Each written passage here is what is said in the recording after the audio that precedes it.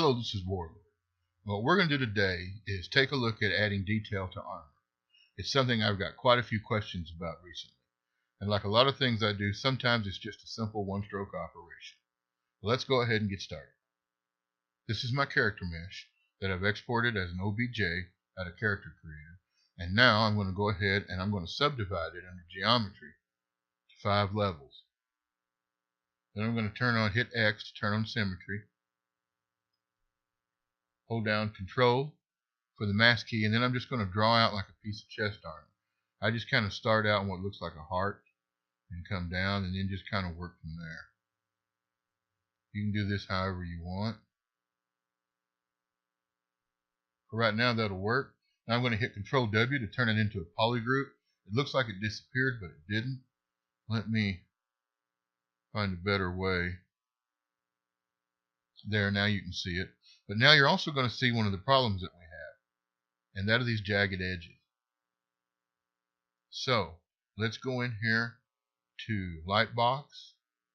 I've already been there, but you want to go to Brush, Smooth, and Smooth Groups.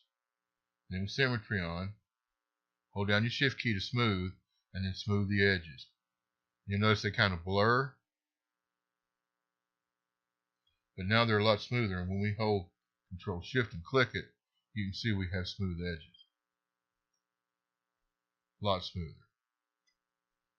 So now let's go back to geometry. I'm going to delete all the lower, and then I'm going to Shift Control click that. And now I'm going to go down here under Modify Topology, and I am going to delete Hidden. Now that is all we have left, is just this chest piece.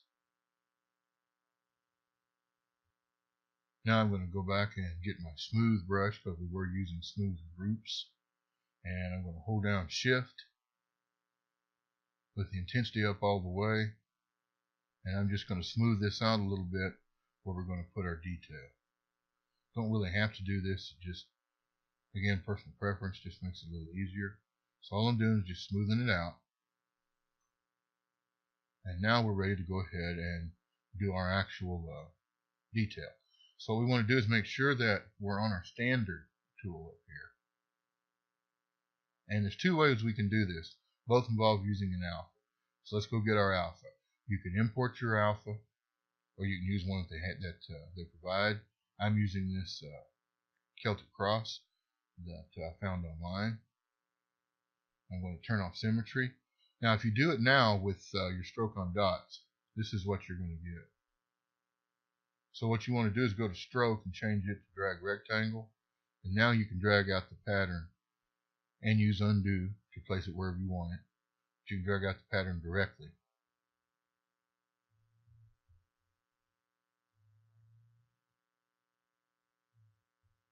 But that's not really my preferred method. Let me turn alpha off. I'm going to use a mask to do it. So I'm going to hold down Control, and I've still got to change my stroke while holding down Control to drag rectangle and add my alpha mask. Now holding down Control, you'll see that I'm drawing out a mask. You'll also notice it's a little weak around the edges. Well, that's because of this focal point on the brush. Move it to -100, and then draw it out, and you'll have strong edges all the way. Now that's my mask. I'm going to go back to my Move tool, make it a little larger, make sure symmetry's on, and I'm just going to pull out this detail, letting the mask hold part of the mesh back in. You just do this however you want to do it. All I'm trying to do is make the detail show up. Now we want to go ahead and smooth it. Let's move this back down to probably somewhere around 10. And let's just hit it kind of lightly. You don't want to do a whole lot of smoothing.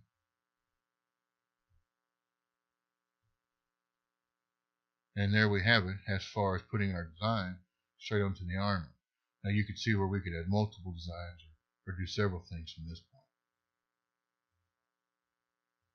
Now we have our piece of armor and we're ready to use it, but we've got one problem. It's 123,000 polys because I divided it up 5 levels and then used that 5th level. So what we're going to do now is close Modify Topology, and let's go into Z Remesher, and let's go ahead and leave our target count on about 5,000. Turn off Adapt, turn off everything in here, and let's let it remesh. And you may have to do this 2 or 3 times till you get the results you like. But what remeshing does is it is dramatically lowering the poly count. And of course it will look a little bit different too. Now that looks pretty nice. That's probably still pretty high. That's 10,000. So as you can see, that's still pretty high. I'm going to undo.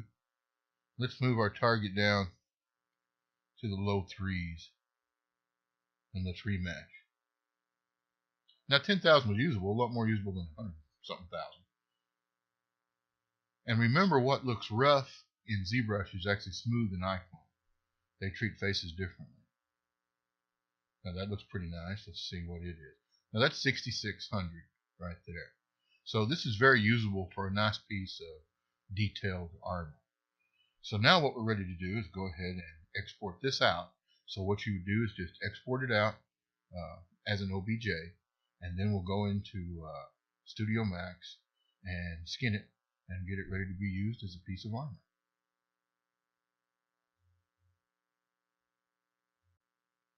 Now we're in Studio Max, and this is the FBX model that I exported out of Character Creator, and I'm ready to go ahead and file, import the chest armor that we just made. Now it's going to come in right at skin level because we use the skin to make this. So let's go over to Hierarchy, adjust Effect Pivot Only, Center to Pivot, and then let's move it out. You could use the push modifier to do the same thing. Just move it out a little like that. Now we're ready to go ahead and let's unwrap. You could add a UVW map modifier, but I'd rather unwrap. Now this is my own personal modifier set that you make with this configure modifier sets here. All of these you will actually find within this set of modifiers and things. But instead of adding a UV map, I like to just unwrap it. That basically does the same thing. And now we're also ready to go ahead and add our skin wrap. And then from there, we're going to add our already wrapped FBX skeleton. It's already rigged. And we're going to let it do all the work. And we're going to convert to skin. And come back and delete the skin wrap.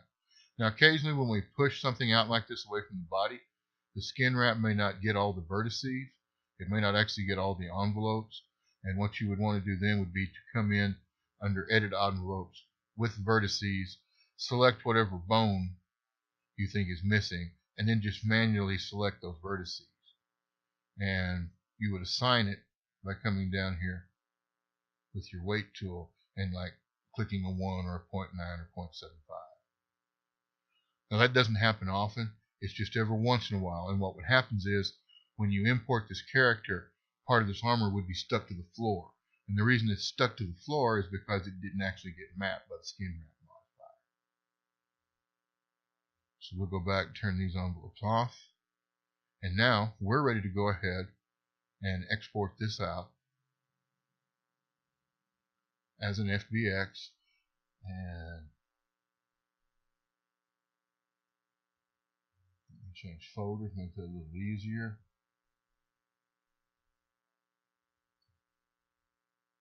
Chest armor. I'll get this in a minute. Now remember, we're going out as an FBX.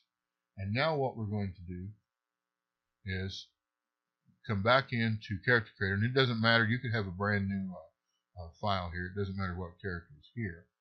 We're just going to go ahead and import our chest armor. And now what we've got to do is go back and find that key. And I know where that key is at. I know where it came from. That key would normally be in the same folder. I just happen to have it in a different folder. And no, we don't want to save it. And hopefully it'll come in and it'll tell us everything's okay. Here's our chest armor. I'm going to go down and make it about a 15 or something. Hit OK. And then we'll see how it works. This is also where we can come in and push it away a little further. Let's see first if it got mapped, and it did. Nothing stuck to the floor. So it's mapped and it looks pretty good. Let's calibrate it and see if it actually worked. Yeah, I'd say that worked pretty good.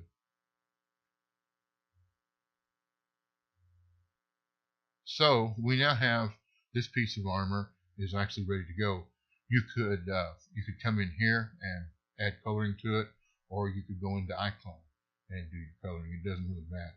But you can see how simple it is to go from one to the other. Right now, I'm just jumping over into iClone, and I'll show you right quick what I meant by adding color. That's a reflection map, and it just makes it look like metal if that's what you're going for. But also, if that's you also want to come in here to conform, and you'll probably want to calculate collision once or twice, or possibly even bump it up in size to move it away. But that basically is how you get detail into armor and how you get it back over into iClone. I hope this helps.